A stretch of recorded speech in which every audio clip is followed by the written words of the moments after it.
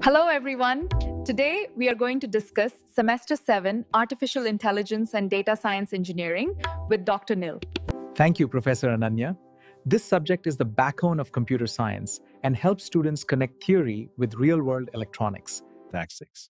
That's truly insightful, Dr. Nil. We'll explore these ideas in depth through real-world examples in this episode. আচ্ছা, video কলে কখনো এরকম ঝিরঝির করতে দেখেছেন? মুখটা পুরো পিক্সেল পিক্সেল হয়ে যায়? এটাকে বলে ডেটা লস, মানে ডেটা হারিয়ে গেছে। ব্যাপারটা অনেকটা জানেন তো, একটা ডিজিটাল ঝড়ের মতো। ধরুন, আপনি একটা খুব জরুরি মেসেজ পাঠাচ্ছেন, আর সেটা যেন ঠিক একটা কালবৈশাখী ঝড়ের মধ্যে দিয়ে যাচ্ছে। তো কিছু ডেটা তো এদিক ওদিক হবেই, তাই না? কিন্তু আসল প্রশ্নটা হলো, আমাদের ফোন বা কম্পিউটার ওরা কি করে বোঝে যে কোন ডেটাটা আসলে ভুল ছিল? আর শুধু বোঝার নয়, সেটাকে ঠিকই বা করে কি করে? আজকের আলোচনাতে আমরা ঠিক এই রহস্যটারই সমাধান করব। এর উত্তরটা কিন্তু লুকিয়ে আছে একটা স্পেশাল ধরনের কোডের মধ্যে। আর এই কোডটার একটা সুপার পাওয়ার আছে, আর সেটা হলো মনে রাখার ক্ষমতা।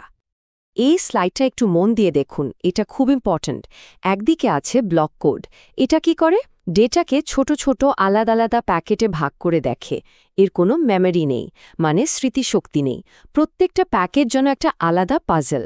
আর অন্যদিকে আছে আমাদের কনভলিউশনাল কোড। এটা ডেটার ছোট ছোট অংশগুলোকে একসাথে জুড়ে রাখে, মানে এর মেমোরি আছে। এখানে পুরো মেসেজটা একটা লম্বা গল্পের মতো, যেখানে প্রত্যেকটা পার্ট তার আগের পার্টের সাথে কানেক্টেড। তাহলে এই কনভলিউশনাল কোড জিনিসটা আসলে কি? সোজা কথায় এটা এমন একটা এরর কারেক্টিং কোড, যেখানে এনকোডার শুধু এখনকার ডেটা বিটটাকেই দেখে না, তার আগের কয়েকটা বিটকেও মনে রাখে। মানে ওর একটা মেমোরি আছে, আর এই মেমোরির উপর ভরসা করেই ও একটা আউটপুট তৈরি করে। ব্যাপারটা অনেকটা, ধরুন জঙ্গলের মধ্যে দিয়ে যাওয়ার সময় রাস্তা চেনার জন্য রুটির টুকরো ফেলে যাওয়া হয় না, ঠিক সেরকম। এই যে এক্সট্রা তথ্যগুলো, এগুলোই পরে ডিকোডারকে সঠিক রাস্তাটা খুঁজে পেতে হেল্প করে। এর ভেতরে টেকনিকটা কিন্তু বেশ মজার। দেখুন, একটা ইনফরমেশন বিট প্রথমে একটা শিফট রেজিস্টারে ঢোকে। এই রেজিস্টারটাই আসলে মেমোরির কাজটা করে। তারপর কিছু লজিক গেট, ওগুলো এখনকার বিট আর রেজিস্টারে থাকা পুরনো বিটগুলোকে একসাথে মেলায়, আর মিলিয়ে একটা লম্বা আউটপুট কোডওয়ার্ড তৈরি করে। আর এই পুরো প্রসেসটা যে নিয়ম মেনে চলে, তার ব্লুপ্রিন্টকে বলে জেনারেটর পলিনোমিয়ালস। বলতে পারেন এটা কোডটা ডিএনএর মতো। তাহলে এত কিছুর পর ব্লক কোড আর কনভলিউশনাল কোডের মধ্যে আসল তফাৎটা কোথায় দাঁড়ালো? একদম ঠিক, এর মেমোরিতে, মানে মনে রাখার ক্ষমতাতে। বেশ, এনকোডিং তো হয়ে গেল, কিন্তু ওই যে ঝড়ে বিগড়ে যাওয়া সিগন্যাল, ওখান থেকে আসল মেসেজটা উদ্ধার হবে কি করে? এখানেই তো আসল মজা। এবার শুরু হবে একটা গোয়েন্দা গল্প, আমাদের মিশন সঠিক পথের সন্ধান। আর এই গোয়েন্দা গল্পের যে ম্যাপ, সেটার নাম হলো ট্রেলিস ডায়াগ্রাম। এটা আসলে একটা গ্রাফ, যেটা সময়ের সাথে সাথে এনকোডারের সবকটা পসিবল স্টেট বা অবস্থা আর তাদের পরিবর্তনগুলো দেখায়। এই ম্যাপের ওপর দিয়ে যতগুলো রাস্তা গেছে, প্রত্যেকটাই এক একটা পসিবল কোডওয়ার্ড। ব্যাপারটা আরও সহজে বুঝতে ধরুন এটা কলকাতা মেট্রোর একটা ম্যাপ। প্রত্যেকটা স্টেশন হলো একটা করে স্টেট, আর মেট্রো লাইনগুলো, ওগুলো হলো এক স্টেশন থেকে আরেক স্টেশনে যাওয়ার পসিবল পাথ বা রাস্তা। ডিকোডারে আসল চ্যালেঞ্জটা কিন্তু এখানেই। চ্যানেল থেকে যে সিগন্যালটা আসছে, সেটাই মেট্রো ম্যাপের ওপর একটা ভাঙা চোরা গোলমেল রাস্তা। এখন প্রশ্ন হল, এই গোলক ধাঁধা থেকে অরিজিনাল ঠিকঠাক রাস্তাটা খুঁজে বের করা যাবে কি করে? আর এখানেই এন্ট্রি হয় আমাদের গল্পের হিরোর ভিটারবি অ্যালগরিদম। এ হলো এক মাস্টার ন্যাভিগেটর। ও কি করে? প্রত্যেকটা স্টেশনে, মানে স্টেটে আসার যতগুলো রাস্তা আছে, সবগুলোর ভুল বা এরর স্কোর মাপে।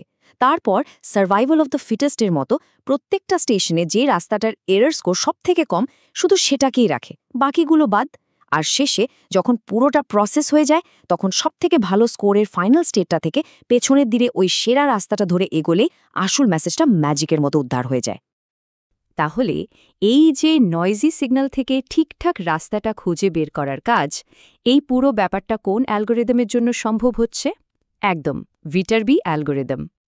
কিন্তু ভাবুন তো, যদি ঝড়টা খুব বেশি শক্তিশালী হয়, যদি একটা এনকোডার একা লড়তে না পারে, তখন তো আরও পাওয়ারফুল অস্ত্রের দরকার হবে, তাই না?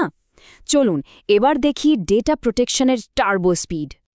তো কি হবে যদি এই ডিজিটাল ঝড়ের সঙ্গে লড়ার জন্য একটা বুদ্ধিমান এনকোডার একাই যথেষ্ট না হয়?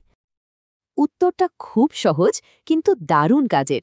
দুটো ব্যবহার করা যাক, আর এমন একটা সিস্টেম বানানো যাক যাতে ওরা একে অপরের কাজটা চেক করতে পারে। এটাই হলো টার্বো কোডের একদম কোর আইডিয়া। এখানে দুটো সিম্পল কনভলিউশনাল এনকোডার একসাথে প্যারালেলি কাজ করে, কিন্তু এর আসল ম্যাজিকটা লুকিয়ে আছে মাঝখানের একটা জিনিসে, যার নাম ইন্টারলিভার। এটা অনেকটা তাসের প্যাকেটের শাফলারের মতো। ডেটাটা দ্বিতীয় এনকোডারে যাওয়ার আগে ওটাকে পুরো ওলটপালট করে দেয়। লাভটা কি? লাভটা হলো, যদি একটা এনকোডারের কোনো একটা ডেটা প্যাটার্নের জন্য দুর্বলতা থাকেও, অন্য এনকোডারটা কিন্তু একদম অন্য একটা প্যাটার্ন দেখতে পায়। মনে রাখার জন্য সহজ উপায় হলো EIE, মানে এনকোডার 1, তারপর ইন্টারলিভার, তারপর এনকোডার 2। আর টার্বো ডিকোডিংয়ের ব্যাপারটা তো আরও ইন্টারেস্টিং।